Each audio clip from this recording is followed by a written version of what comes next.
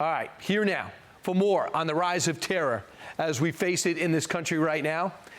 Pete Hegseth, Army veteran. You know, he is also the host of Fox and Friends Weekend, and Brett Velikovich. He's former U.S. Army Special Ops analyst and drone expert. And believe it or not, we need your expertise on the border when it comes to drones. First off, welcome to both of you. Let's start with you, Pete. Right. When that hearing's going on, I just saw legitimate concern, and some said to me, well, maybe they're just doing CYA. So if something happens, they could say, I told you, I warned you.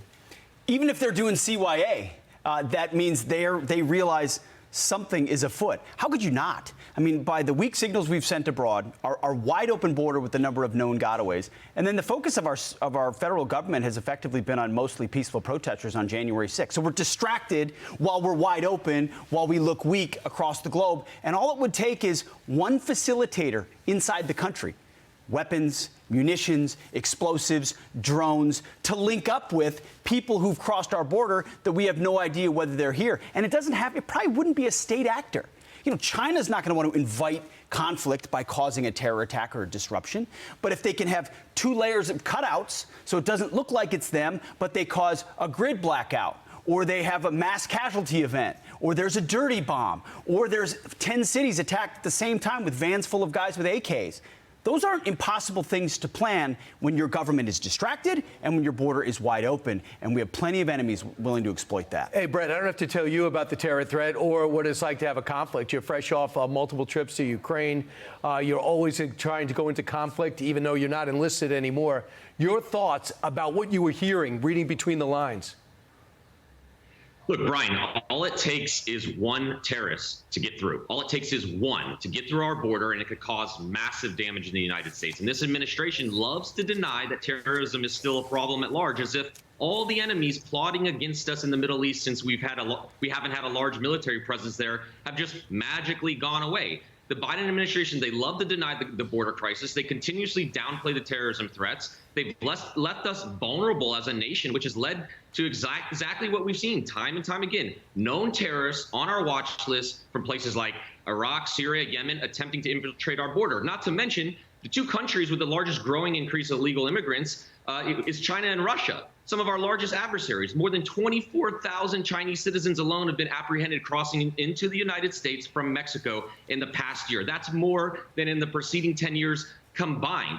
And Biden and Harris, they just keep ignoring the need for more enforcement, and they're leaving our law enforcement ill-equipped. And you know, Brian, our enemies, they are constantly plotting against us. So it's only natural that terrorists who spend their lives looking for ways to attack the United States would use Biden's lax immigration policies to their advantage. How naive is this administration to not realize that by doing very little to stop illegal immigration, that, of course, it would lead to this increased number of terrorists from lawless states coming into our country. And it's got to stop. Right. And Brad, I'm going to get to you on, because drones are also a problem on our border.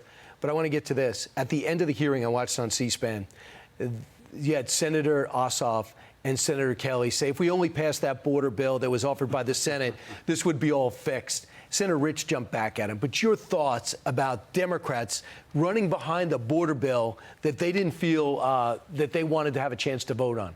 That's all political and has nothing to do with this at all. That's why when these intelligence heads are in front of the Congress, if they're doing CYA, and a lot of these agencies have been caught peddling conspiracies or peddling things against Donald Trump, they're saying this knowing that if it were to happen, this lands at the feet of the Biden administration. Right. This lands at the feet of the administration in power who's left the border wide open. And, Brett, about 1,000 drones have breached our southern border. You know this technology when we're still giving birth to it. What should we be worried about? Not having enough equipment, not having enough drone technology to surveil our border. That's the issue. The administration keeps ignoring the need for more enforcement. Our law enforcement entities, they're ill-equipped. They're under-resourced to handle this surge. There were 7.2 million individuals who reportedly have crossed the southern border since Biden took office. We're dealing with record levels of migrant encounters at our border. And now this plan is to bring in more people from Haiti. We're talking about potential violent illegal immigrants. 80% of Haiti, that country, is controlled by armed gangs. And now the decision is to allow them to also potentially come across our border without stopping them. You know, we need more technology there. That's the bottom line. We need to stop these incursions immediately. Brett, I hear you. Pete, thanks so much. By the way, we're writing a check to Haiti for $125 million. We just got to pick out the right gang to give it to. So we'll find out. We're going to watch you Saturday and Sunday, 6 to 10 a.m. Eastern Time. Is that okay on Fox and Friends? Please do. And I can't wait to see you on Gutfeld. We'll watch the repeat. Yes, all right? watch the That'll be repeat. good.